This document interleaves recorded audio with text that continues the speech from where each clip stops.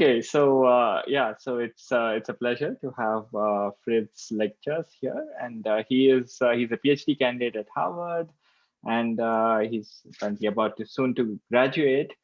And so he's been working on like this interesting combination of visualization and machine learning, and yeah, so he seems to have done a lot of work in bioinformatics and the intersection of bioinformatics, machine learning, and visualization. So that's a very rich field. So I'm curious to hear this talk, and he's going to talk about visual pattern exploration at and across scales. So Fritz, go ahead. All right, yeah. So first of all, hi everyone, and thanks a lot for inviting me today. And so this talk is really about our research, or the research I've conducted over the last couple of years on interactive visual pattern exploration at the intersection to computational biology, and how we can apply it at and across scales given, like increasingly large and complex data. But before I dive into the details, let me start by putting my research into a little bit broader context of data analysis. And so within this data analysis flow that basically goes all the way from collecting data, over gaining insights, generating hypotheses, and then deriving knowledge. So my work really primarily targets this first step here, from data to insights, which typically involves a great deal of exploration, in particular visual data exploration. And the ability to visually explore data is critical because it enables us to discover and interpret patterns that we might otherwise have not seen. And so to start off, here's, for instance, let's say we have a new data set, and just looking at these raw numbers here probably doesn't tell us much. And so you might think, a better approach might be to calculate some summary statistics, or conduct, test a couple of hypotheses. And where this can be helpful, when we exactly know what we're looking for, there's still a chance that we might miss important patterns. And so an effective way to get a good sense of the data is, for instance, in this case, to just simply plot these points here by their X and Y domain. And in this case, it will reveal a rather surprising pattern, which is that our data kind of resembles a dinosaur. And while this is obviously an artificial data set, the point here really is to show the power of visualization for exploratory data analysis.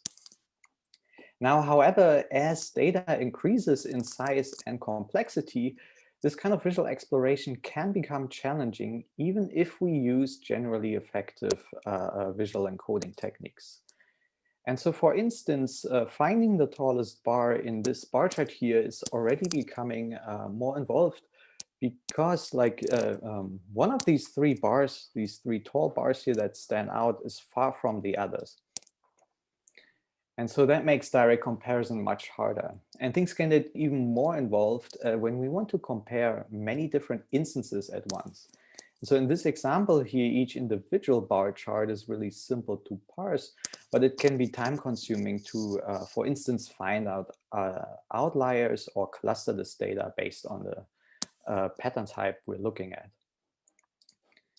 And so in the presence of more and more data, scalability really becomes a pervasive challenge in many domains. And here are a couple of real world examples, including, for instance, large-scale time series, microscopy, or geospatial data that we see here on the left.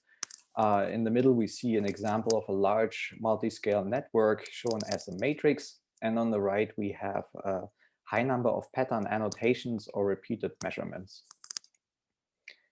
And so for effective pattern exploration at and across scales, we really have to overcome a couple of principal challenges.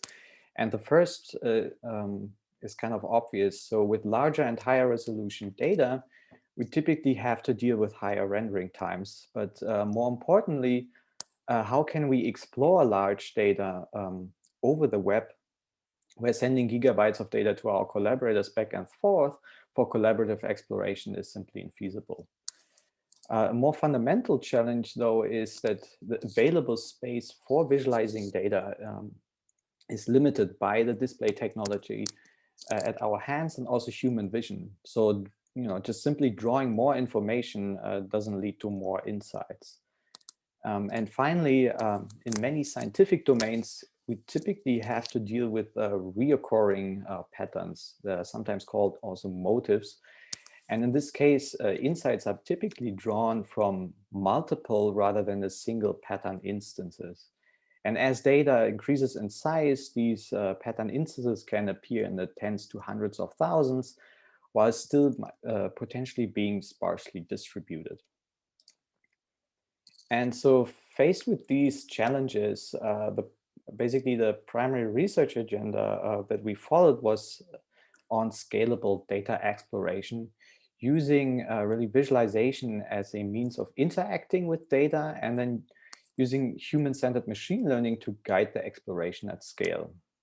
And within that scope, we focused on three primary tasks for exploring such data, which is browsing, comparing, and finding patterns. And just to clarify, so in this talk, when I talk about patterns in the context of large data, I really mean frequently reoccurring visual artifacts of any kind. And those can, for instance, be like a car, in a large scale image. It can be like a peak in a bar chart, or it can be some kind of dot in a matrix visualization. And the reason why we actually conduct research in this area is because all these scalability challenges become really apparent when we want to explore genomes. And so let me briefly tell you what this is about. So what is the genome? You can think of the genome basically as a linear sequence of roughly 3.1 billion characters called the DNA, which ultimately encodes information for the main building blocks of our cells. And originally, we thought once we have read all the sequence, we know how genomes work. But it turns out that the sequence itself isn't enough. So in fact, there's a whole nother dimension, which is kind of illustrated over here, of DNA modifications that sort of regulate when a certain gene is read. And you can kind of think of this as, like trying to figure out what this secret code is associated to a book, which then would tell us which words are actually read in which order and how often. And now to understand this code, biologists have developed a number of methods that can measure different aspects of the genome. And the key thing here is, the details don't matter so much, but the key thing is that we really, to understand genomes, we have to deal with lots of different methods which tackle different scales of the gene. So down here we have the sequence, gene expression, all the way up to something I'm more involved in, which is DNA folding. So the spatial organization of how the DNA folds in space, so in the cell, can also inform how genes are expressed. And so the whole thing is part of a project, but that doesn't matter too much. So to give you a sense of how the data actually looks like, to make this a bit more concrete. So when the DNA is tightly packed to fit inside the cell nucleus, it has been shown to form kind of non-random physical interactions between two or more parts on the DNA, shown here in red and blue. And now, using a novel method, biologists are able to count these pairwise interactions between up to 30 million regions across the entire genome, which then ultimately leads to a so-called genome interaction matrix, which is typically visualized as a heat map, where a dark cell in the heat map indicates that, for instance, this red and blue part here on the DNA have been like in contact frequently. And to give you a little bit of a sense of the scale here, what we have to deal with and why this is challenging. So you can think of like folding the DNA into the nucleus as like a problem as if you had a thread that goes 1.5 times around Earth and you're trying to fold it up into a sphere of the size of a pinhead. And if we would want to now draw this and matrix that we get out of it, in its entirety, we would roughly need a display panel of the size of 3.4 times 3.4 kilometers. So obviously this is not feasible. So we need something else. And so following the kind of like this quest of like more scalable data exploration, we've developed several new visualization systems and interaction techniques to help explore this data. And today I want to focus on the following 4 projects that can roughly be categorized or organized by addressing these 3 primary tasks of browsing, comparing, and finding. So first, I want to show you a system called HiGlass, which is a platform for multi-scale browsing of these large genome interaction matrices, but also other large quantitative data sets. And then I'll show you a technique called scalable insets for navigating within these multi-scale data sets based on some patterns that we found. Now, for comparing thousands of pattern instances, I'll present you a new technique called interactive piling. And then finally, I'll end with a system called Peax, which uses interactive visual machine learning to enable us to find patterns using visual feedback. And yeah, maybe before I jump into the first project, any questions so far with the context or anything? When you were talking about like 2 locations on the DNA that end up close to each other when it's sort of like unwound in the nucleus, does that affects how it makes proteins and whatnot, like how the body reads the DNA, how the cell reads the DNA? Correct. Yeah. So there is this assumption like proteins cannot interact across a long distance. So basically the way a gene is read is you have a bunch of proteins docking onto the DNA string and then reading it and translating it. And in order to dock there, certain other proteins have to get close. And the assumption is that if the DNA folds, let's say all the way in a circle like this, and then you have a contact here, that maybe this, whatever is produced over here jumps onto the other side of the DNA, which is close by, and maybe activates another gene. That's kind of the idea. Okay, and so this map with the black line is just showing the parts of the DNA that are close to each other a lot. Right, and because the diagonal is dark, because if you think of a string, let's say my microphone cord here, if the DNA is wobbling a tiny little bit, you see it better than all the parts that are on, neighboring regions are obviously very close to each other all the time. So that's why the diagonal is very dark, and it then gets sparse because like long loops typically don't happen. All right, thank you. Cool. All right, yeah, so as a first step, basically, to just be able to explore this large data, we've created HiGlass, which is a web-based system, to really explore this data as, like we used to in Google Maps. And actually, let me try and see if this works. So instead of showing you a video, I'll, try to do a little live demo. So this is HiGlass. Here you see this large matrix. Everything is interactive, so you can start zooming in, and you start to see these kind of patterns appear here. So this large block here in the middle, for instance, indicates a chromosome, and it's darker basically than everything outside of it, which tells us that things that are within the chromosome happen to interact more often. Now you can zoom in even further, and then you see these kind of interesting, they call it checkerboard patterns here appearing. But really what the system allows you to do is like look at this 30 by 30 million matrix, more or less, very smoothly. You can do other things like on the fly, change the value scaling to highlight certain features, like you see some sort of dot here. But the really interesting thing that you can do with HiGlass now is often insights are not generated from looking at one data set. So you can duplicate this view and say, replace this one cell type we're looking here on the left side with, for instance,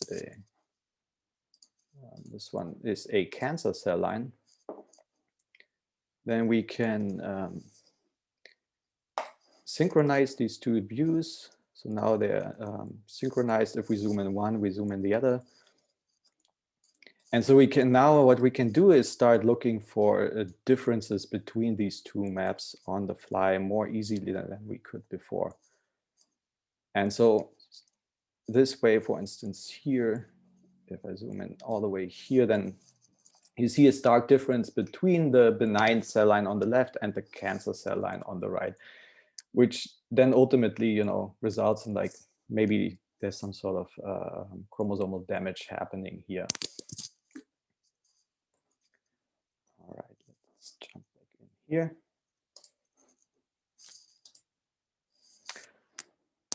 All right, and so that is all cool, but you know, probably only very few people out there in the world are dealing with genome interaction matrices, but a lot more people deal with, you know, big data in general. So after starting out in HiGlass with just looking at this genomic data, we generalized it, the system, and ultimately integrated it into the Project Jupiter environment, which we then presented at SciPy in 2019 to allow people to, you know, fluently browse any kind of quantitative large-scale data sets. So here in this example, we're looking at hourly temperature data from 3 different cities over the last 65 years. And we can, you know, what I basically do the same thing that I've just shown you in the browser, we can do right here in the Jupyter environment, which is kind of important because it allows us to stay closer to the actual data analysis workflow of the analysts. And so here are a couple of examples. So we started out just, you know, allowing users to visualize these matrices, but you can now also visualize gigapixel images, maps, or other spatially resolvable count data or one-dimensional tracks. And since I'm a big fan of open source software, all of the code is also available online. And the great thing about this is it has led to several other follow-up research projects by other people. So, you know, everyone can just chime in and use it basically. And yeah, so moving on to the next project, there was one thing I haven't really told you. So HiGlass is, of course, just the first step, right? So here we see another view, and with a similar thing, a benign cell line on the left, a cancer cell line on the right, and we see some sort of difference. But I haven't told you how I actually got to that difference. How did I find that difference, right? And in a very large data set that can actually, you know, be like inefficient if we just start browsing around like a, you know, just looking for random differences, that doesn't really work well. And so that brings me to the next project where we tried to address this problem using a new visualization technique called scalable insets. And the goal of scalable insets is to provide pattern-driven navigation in these large-scale visualizations to help users find regions of interest more efficiently. And as I've already mentioned, so genome interaction matrices are certainly not the only type of multi-scale visualizations. And so for instances, we have geographic maps and also gigapixel images, which share similar properties. And in all these cases, browsing these maps can be time consuming because when we start out, navigational cues for small local patterns are missing. And as we start zooming in, like here, the global context is kind of lost. And so we might not know where we are actually anymore. And yeah, again, in this context, a pattern can, for instance, be like a park here, like a car that I've shown you earlier, or like these dots that we've seen in the matrix. And so in the following, to illustrate these challenges, I'm focusing on the different data types of these geographic maps. And so let us now forget for a moment that COVID is a thing. And I'm based in Boston right now. I'm trying to find like a good spot for my next ski vacation. So I'm trying to find ski areas. And for that, I do not only need to know the location, like where can I potentially go, but also other properties like, how many slopes are there, how expensive is it, and so on. And typically, a lot of these properties we can retrieve from detailed visualizations. But browsing the US West Coast on the world map doesn't really tell us where should I start exploring. So I can zoom in far into the map, which will ultimately reveal like details about a particular ski area, like the one we see here, so we can see all the slopes and so on. But it doesn't really allow us to compare this one particular ski area to another ski area, which is far away. Now, assuming that we have extracted all of the potential ski areas, general highlighting techniques can inform us where they are and also how many ski areas are in a certain area. But again, they do not allow us to compare the details of different ski areas that are not co-located in the same area. And so to overcome this kind of lack of navigational cues, we can magnify annotated patterns that are too small to be perceivable at this current zoom level and place them at so-called insets within the view. And that works fine if we just have a few patterns. But of course, we run into trouble as soon as we have more patterns that we want to show. And ideally, we want to be able to see the visual details of all of these potentially interesting patterns as so-called insets within the view. And we want to place them such that they're as close to their origin as possible, while minimizing overlap to other insets within the view, as well as other important annotations in the general map view here. And finally, to provide a scalable solution, so you already see there are a couple hundred annotations here in this view, we need to be able to somehow control the size of these insets and also have a way to group them together, because otherwise we would quickly run out of available screen space. And so to address this problem, we have developed scalable insets, which is a novel technique that provides some kind of dynamic trade-off between the number of and size of insets, their locality, and the way they preserve context, so the original view. And so in scalable insets, each potentially interesting annotated pattern that is too small to be identifiable at this current zoom level is displayed as an inset within the view. And whenever two or more of these patterns are very close to each other, they get aggregated to save space. Now, a group of aggregated patterns here is visualized as a gallery, which shows up to 4 representative patterns in addition to the group size. And these insets are then positioned as close to their origin as possible while minimizing occlusion with other insets and other annotations within the view. And depending on how important the context is, so in this case, the map, these insets can either be displayed on the outer boundary, as I'm showing you here, or later on you'll see they can also be displayed directly within the view. Finally, but most importantly, every aspect of the scalable insets is dynamic. So as you start zooming in and out, the placement and also aggregation of these patterns is updated on the fly.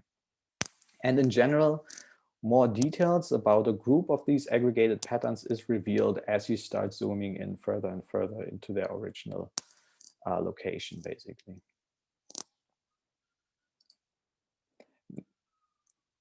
Now, scalable insets importantly also works for other multi-scale visualizations, simply because the navigational challenges are very similar. And so here we see 2 examples of me basically exploring a gigapixel image with user annotations on the left side, as well as a genome interaction map with these kind of dot-like patterns aggregated based on their location within that map. And now the question is, of course, like all this aggregation and so on is nice, but does it really improve the exploration, the navigation in these multi-scale visualizations? And To find out how they perform, we conducted 2 controlled user studies. The first with 18 participants on these natural images that I've just shown you. And we compared 3 techniques: the outer and inner placement of scalable insets to just generally bounding box highlighting. So what I've shown you at the very beginning of these key areas. And at a very high level, the 3 main things that we found is like with scalable insets, we can make pattern search on average faster by up to 30%, so quite a lot, and also improve the accuracy of comparing different pattern types to each other by 20%, while ultimately only adding a little overhead. So scalable insets frequency estimation, so basically just counting how many annotations are in a certain region, is about 5% slower to just using bounding box highlighting. Now, in a second user study, we looked more at the qualitative differences between the placement of these insets when they're placed on the outer boundary versus when they're placed within the view. And we conducted this within the setting of, genomics. So we wanted to find out if these experts actually like the technique at all. And besides being easy to learn and pick up, the interesting things that we found is that so browsing is more preferred or more done with the inner placement. So people started zooming in and out more into areas of interest when these insets were placed within the view, and they did more comparison or searching when the patterns were aligned basically on the outer boundary. Presumably in this case because comparison here is easier because they're aligned on the y-axis here in this case. And so to summarize, for this project, our goal basically was to improve navigating these large multi-scale views based on an underlying set of patterns that have been detected. And what we found is that really this approach allows us to overall save navigation time by guiding the users more efficiently to areas which contain potentially interesting patterns. And moreover, it also allows us to improve the discovery of patterns that might otherwise go unnoticed. So there were often cases where, a tiny pattern that would otherwise not pop out as an inset is like, oh, what is this thing doing here? And then they started browsing into that region. And on a more technical level, we provide kind of evidence that grouping plus aggregation, so this like combining it into this visual group, is really an effective approach to ensure visual scalability. All right, maybe another round of questions. I don't know, before I move on, did that all make sense, or does anyone have a clarifying question?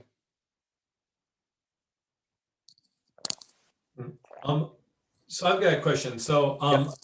So this is all very cool. So it seems like you can actually, I mean, it's a great way to get these, different views of at different scales of the data. So the viz system, also when you're dealing with the data, the scale, does everything fit fine in memory?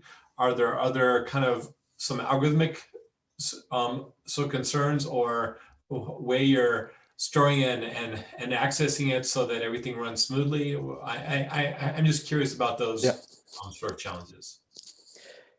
Yeah, so I've left those out basically from the talk, but I can tell you, so for HighGlass, the previous project I showed you, basically our main approach was to implement the so-called tileset API. So you have a pyramid of data tiles and you're pre-aggregating the data to a certain resolution and only send that data to the client, which then makes it scalable. So but you have the downside is basically you spend some time pre-aggregating the data before you actually serve it, which is a one-time step, fortunately. For this, for scalable insets, we used simulated annealing that ran on every zoom event in the browser. And the thing is, though, it only ran for a little bit. And every single time you initiated a new Zoom event, basically, it ran a little bit more. And we found out that, so what we did is at the very beginning, when you load the web page for the very first time, it ran a little bit longer, but that didn't harm the exploration. And then on every single move, it optimized, so to say, the positioning a tiny little bit. And we were actually slightly worried because sometimes the things move a little bit. But we added some constraints that the movement isn't too crazy, like none of these insets jumps from one side to the other. And surprisingly, not a single person in our user studies was complaining about that. So we specifically asked them, is the little bit, like wobbling around effect bad? But it didn't seem to harm the exploration per se. So great, thank you. I had one question. So how do we determine when to aggregate and when to not aggregate? Like, is there a way to say that, okay, this is a neighbor of this point or something like that? How do we aggregate? Yeah, so the aggregation is done in the kind of projected pixel space. So the distance in pixels basically at your current zoom level. And so what we do is we have some sort of thresholds. So let's say at a specific zoom level, if the two annotations are within, I forgot the specific number, let's say 12 pixels, then we start aggregating them. There's also like the thresholds for when to group stuff and when to split them as a little different, so that you don't have these cases where you zoom in and out a tiny little bit and the things start to aggregate and disperse all the time. Okay. Yeah, and then the only other thing is you can upfront determine which things you want to get aggregated and which ones you don't. So let's say you have two different types of patterns and you only want to say, all the car annotations should be aggregated into one group and all the people annotations should get aggregated into another group. You can do this as well, if you want to, basically. Okay, thanks. So I just had a question too. So when you mentioned the ski example and you said that we might need to compare two ski areas or slopes. So in visualizations with scalable insets, are we able to compare the ones that have been aggregated or any say two insets that have been generated? Yeah, so that's a good point. So in the ski area example, so in general, through the aggregation, you can only compare what's kind of co-located in some sense. The other comparison that allows you to do is like, if you have multiple groups, let's say like in this example here, you can of course compare between the aggregates of these groups. But if you, actually that slightly goes into my next project, one of the things you cannot do with that kind of system is what would we do if we want to compare something that is like this one here to another pattern that is even far outside the view. So that is currently not supported. So this system is basically there to just guide you for whatever is currently in your view, if that makes sense. Okay, thank you.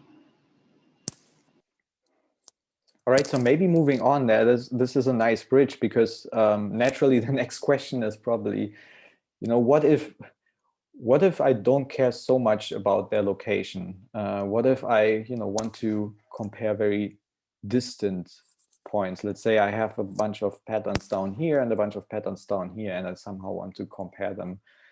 Currently, that doesn't work. That's not what scalable insets is made for, basically. Scalable insets is for navigating, but this is, of course, an important topic. And generally, what we could do is, let's say we do a small multiples approach and just extract all of these instances. In this case, they're called dot patterns, and plot them as like a large small multiple setup. And while this works for comparing neighboring instances, it of course gets like extremely overwhelming very quickly. And so we tried to address that with a new kind of exploration approach that we call interactive piling, which is a system or like a toolkit and framework for for generalized comparison and aggregation of large number of small multiples. And so in general, small multiples is a widely used technique to display like large or multivariate data sets through a series of these miniature visualizations, as we've seen before, that they can either show different dimensions, facets, or subsets or patterns of the data. However, a major challenge with small multiples is, of course, scalability, and not just in the context of genomics. So here are three examples. On the left, we see a large collection of photos showing cars in context.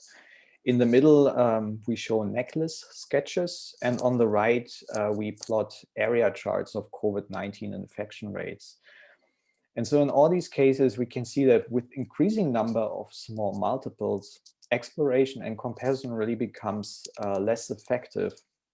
First of all, due to a decreased screen real estate, so basically the size of each individual small multiple that is, that it's allocated to it, or as an alternative, extensive navigation that is required to actually inspect the visual details of a certain set of small multiples.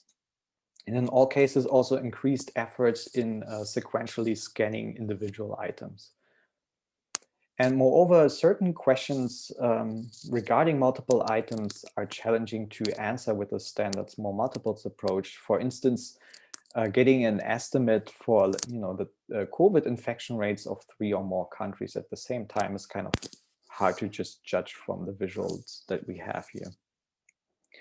And now to address this challenge, we can employ interactive piling, which is an approach inspired by physically piling paper documents and describes an interface for interactive spatial grouping of these small multiples into these partially overlapping items.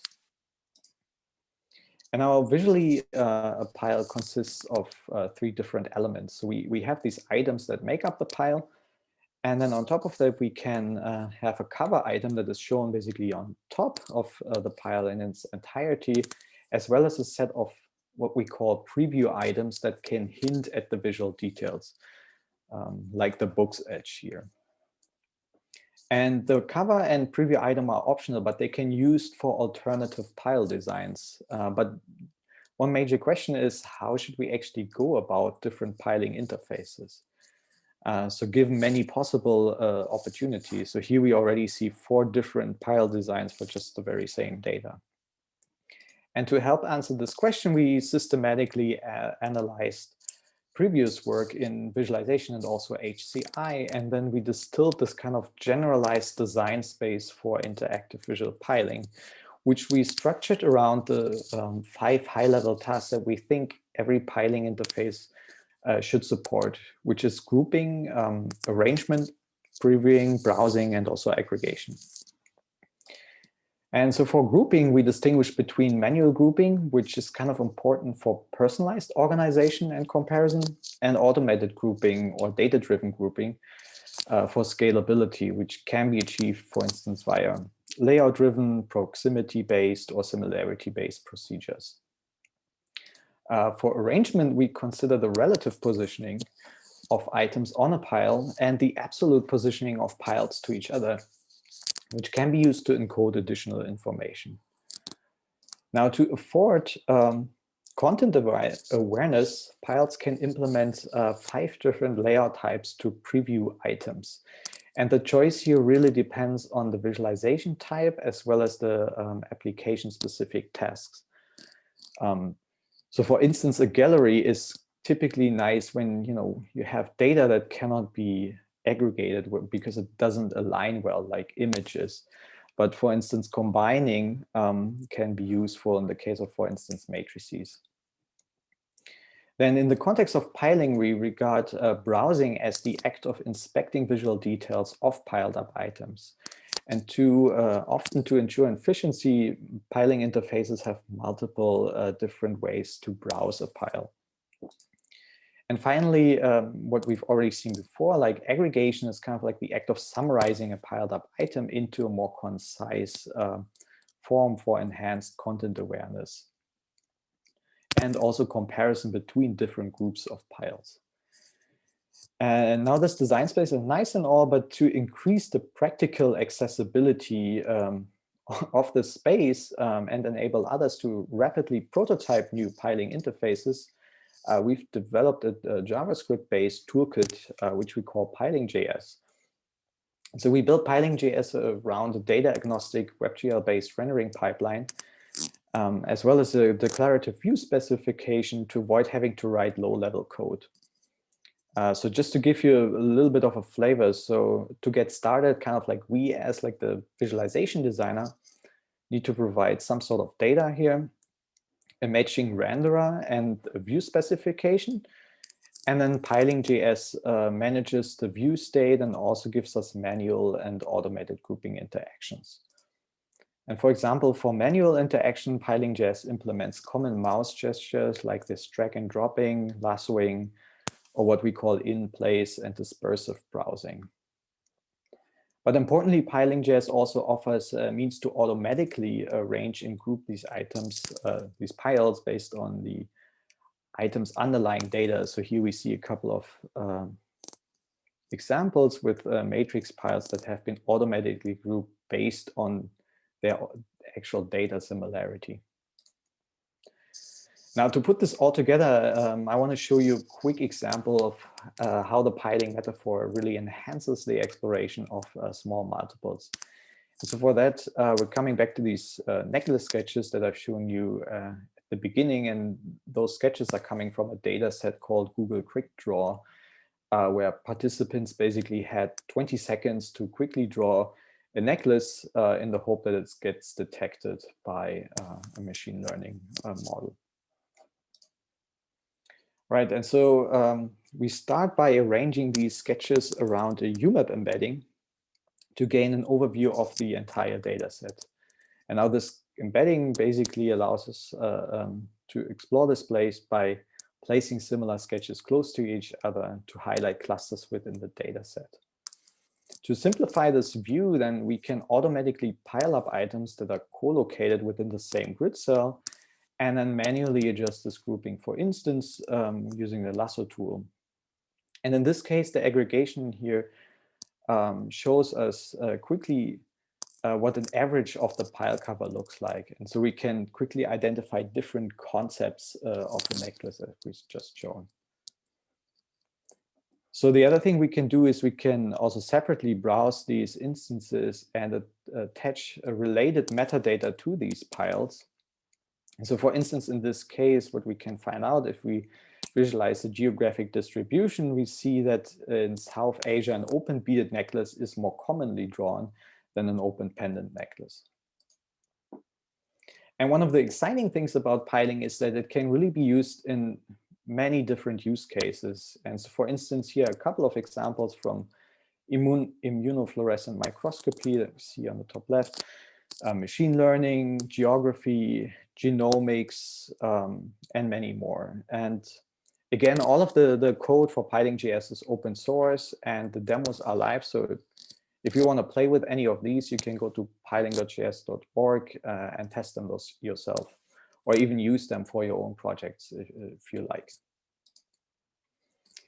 And so as kind of like a takeaway message in terms of comparing patterns with piling, we basically provide a broadly applicable and useful approach for exploring many different pattern instances by sort of providing a trade-off between the static small multiple setup that we've seen at the beginning and like a classic summary visualization, let's say an aggregation of really the entire data set. And this makes it particularly useful for cluster and time series analysis by reducing the visual complexity of these large data sets. And we kind of hope that, with these two things, the design space and the JavaScript toolkit, that we enable others to create their own interfaces more efficiently. All right, maybe another, before I move to the last project, any questions on piling?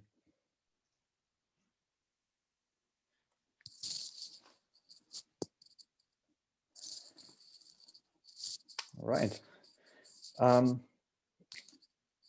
So yeah, there's one thing you might have noticed throughout the first three projects. I talked about patterns all the time, you know, and what we can do if we have these patterns, how we can use them to navigate and how we can compare these patterns.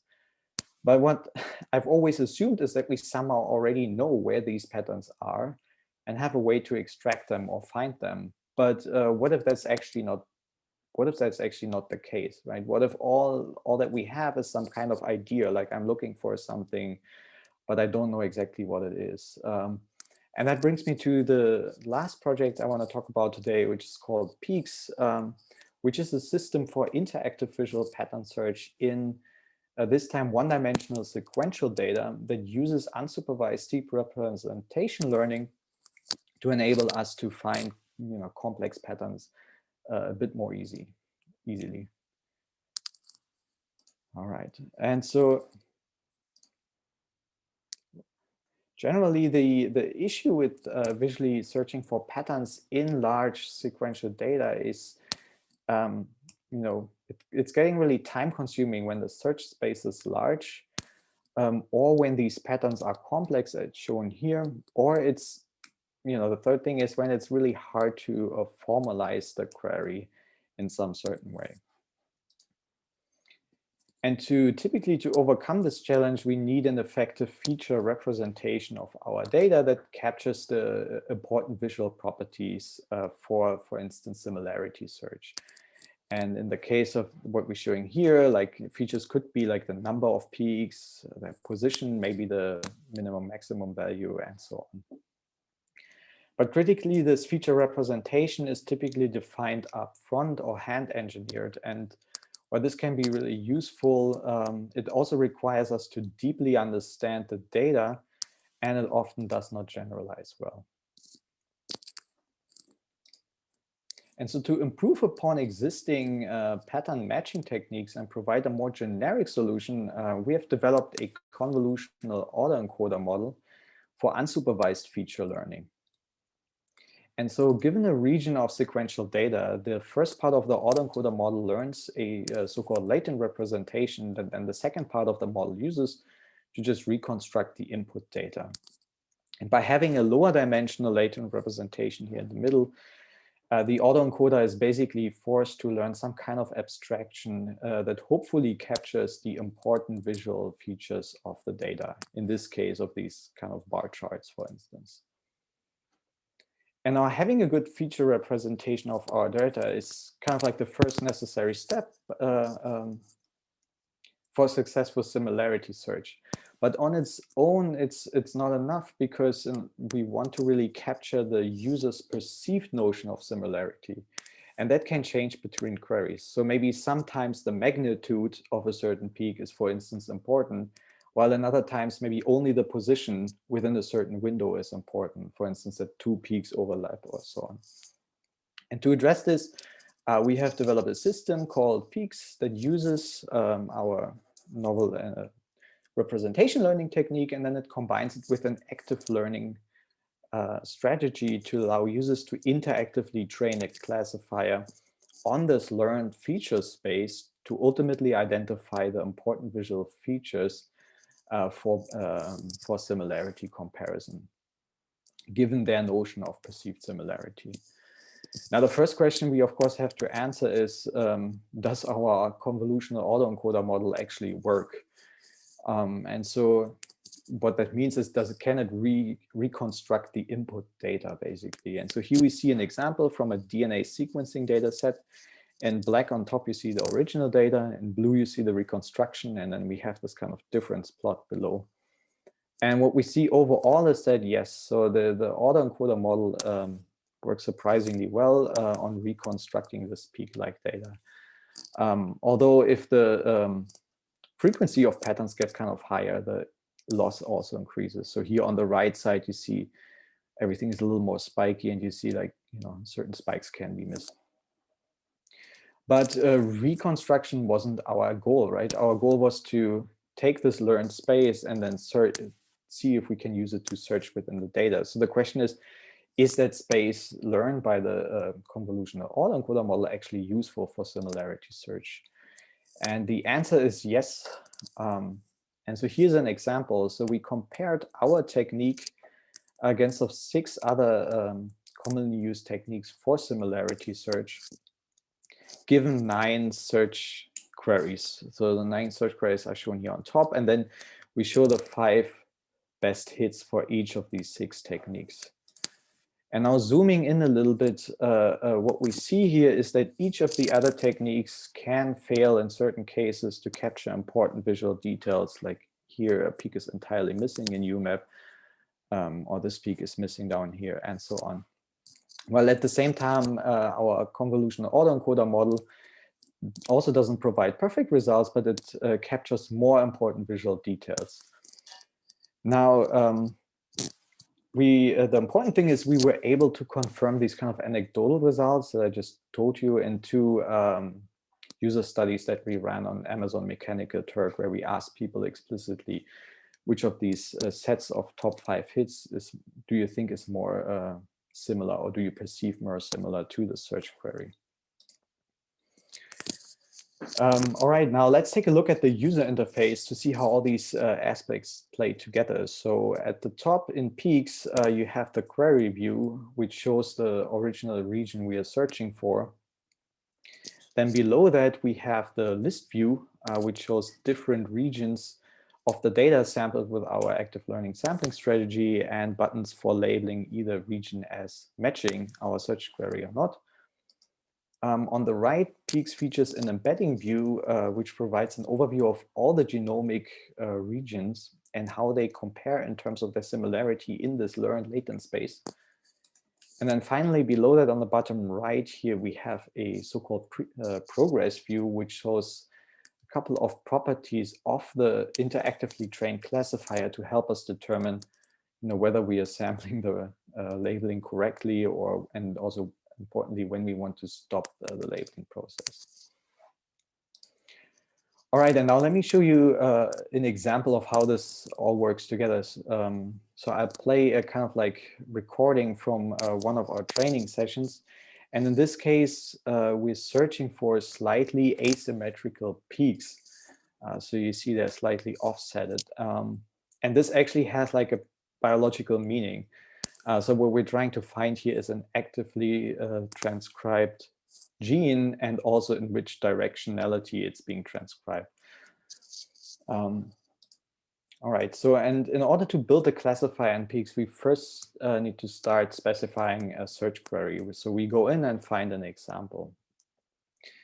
Now then, next we start labeling other regions selected by our active learning sampling strategy as either matching our search query or not matching our search query by clicking on the checkmark or cross button here on the right side.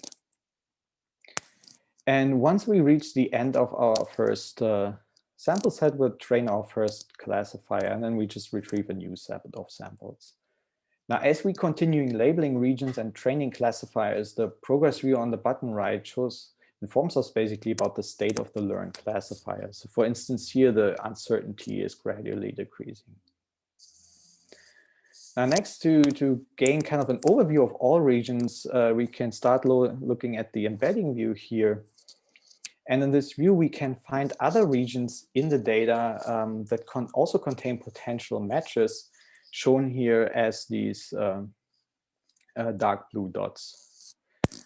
Now we could continue that, but for a moment, let's get back to the results. And so in this view here, we cannot only look at the results, but we can also immediately refine the labelings by confirming true positives and maybe rejecting false positives. Now, at some point in the process, Peax will start informing us about conflicts. And so typically these conflicts are coming from maybe a shift in our perception. And so for instance, here we're clearing out a couple of false negatives because we don't think those are matches anymore. And now ultimately, once we're happy with the classifier, we can go back to the query view at the very top and start exploring the entire data set. And this exploration is guided by a heat map that goes from light gray to dark blue that is shown here at the top, and that can guide us to other potential regions in the data that contains patterns matching our original search query. All right, now we evaluated this with 8 computational biologists, and the most important finding here really is that the human labels can improve the cold start performance. So we ran this on simulated data, and we compared the classifier's performance with the human labels against the ground truth labels. And what we've found, which is actually pretty amazing, is that the classifier trained on the human labels performed better than as if we would have just performed it on sampling from the ground truth models.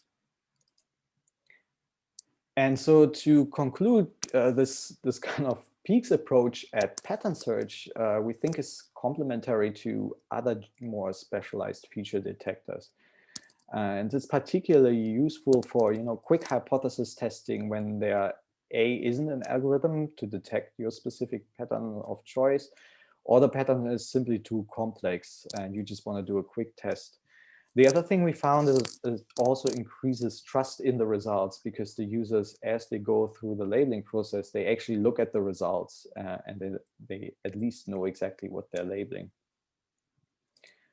Another kind of lesson learned is that generative models work really well for human AI interaction, as the output state is sort of, at least to some extent, interpretable. So in this example here on the right, in Peax, you can also show the reconstruction on the fly in the tool. And what it allows you to do is, if the pattern in blue is not shown similarly in pink by the reconstruction, we do not even have to dare starting a search, because it means like the feature space doesn't represent that pattern at all. And yeah, finally, we just provide more evidence that that this human AI interplay can be really effective if combined in the right way, like using human expertise to guide the initial exploration and then the AI for scalability, really. And so I see we're getting to the end. So I guess we are, I mean, technically out of time, but you can maybe if you can wrap up. Yeah, it's actually, I'm anyway at the end, so it's a good point. So maybe I just leave it at that. So okay, yeah, I'm happy to take more questions. It's a good point, a good place to ask questions about. So I had actually one question. So in your in the Peax system, right? Like the user interaction is like a very cool thing that's ordinarily not done in these things. So do your features also change, or is it that the autoencoder part remains the same, but only the classifier on top of that changes? Yeah, correct. So the autoencoder part, the autoencoder model does not change. It's only the classifier that is being trained on top of that. But what you're getting at, I think, is an interesting, like future direction. Like, how could the autoencoder model, for instance, be regularly retrained based on, whatever labels you already signed? Right. Okay. Nice. Yeah. Any other questions?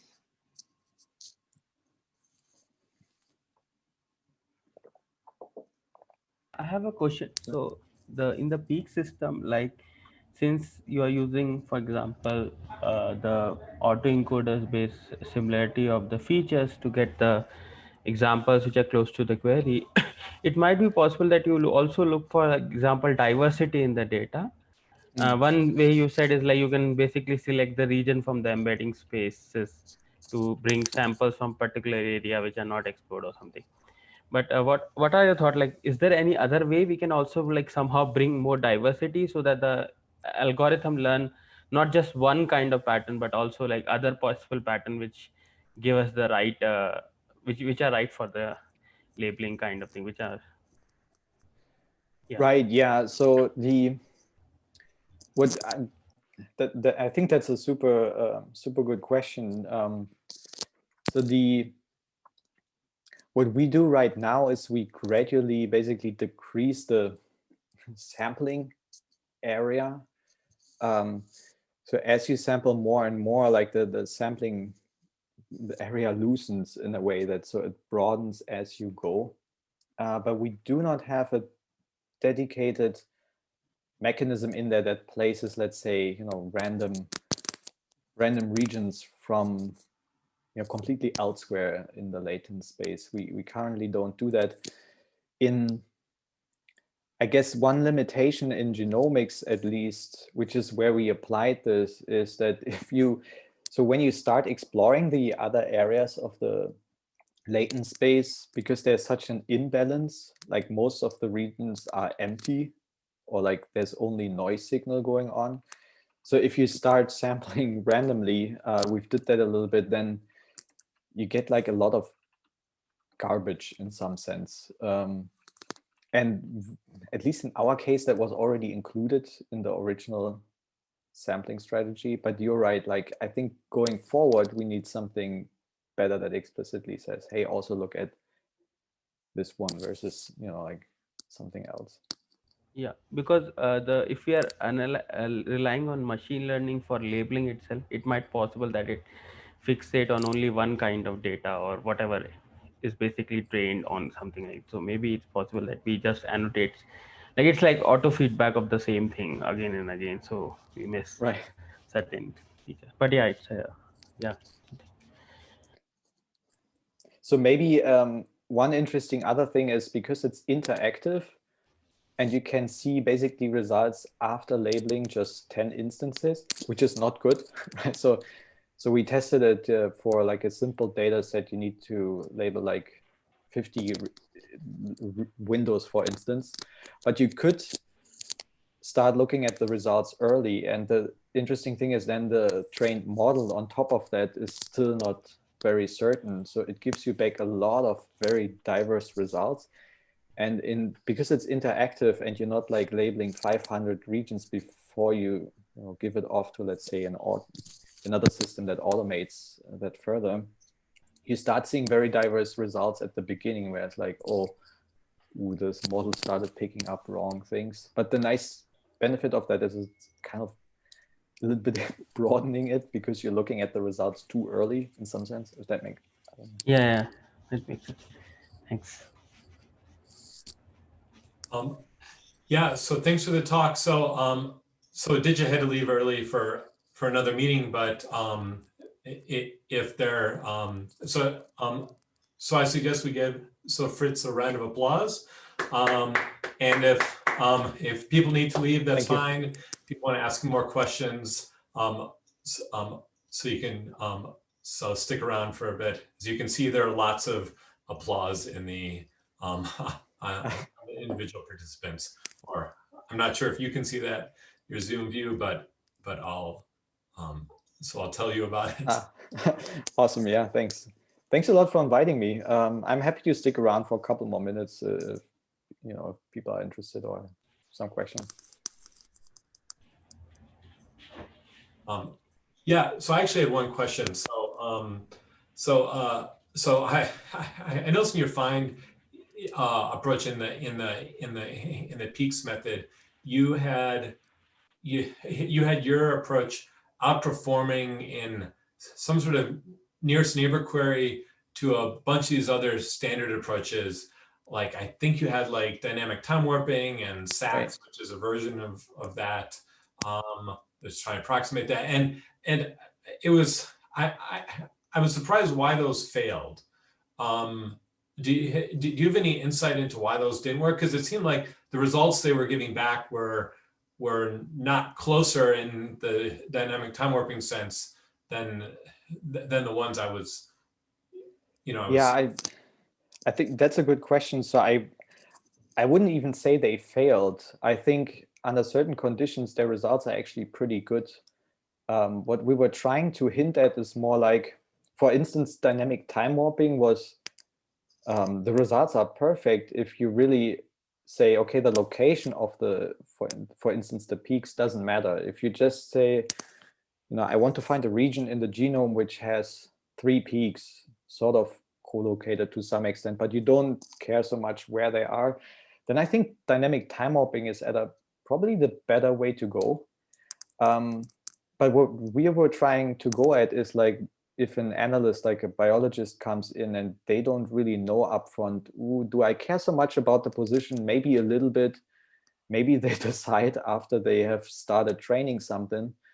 Then the problem is, of course, you cannot adjust dynamic time mapping on the fly and tell it, oh, please now take the position into account. And so we figured if we want to do something like that, it would be nice to have a feature representation that at least to some extent captures all the variety, so that the user later on can choose dynamically, okay, maybe I don't care about position, and then hopefully that's also represented in the latent space.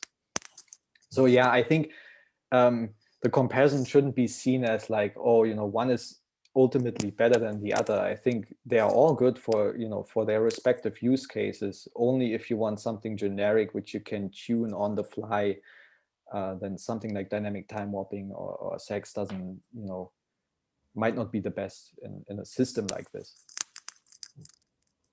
Great. So I see it's that like dynamic time warping is a very specific notion of distance, right? Right. Yeah, exactly. Yours can be tweaked based on whatever the biologist wants, right? Yeah, that is kind of the idea. Yeah. Yeah. Cool. Thanks. Sure. Awesome. Any other questions?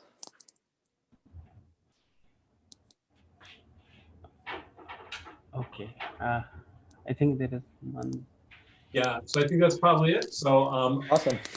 So thanks a lot for coming and for giving this great talk at our seminar. Thanks. Yeah, thank you for inviting me.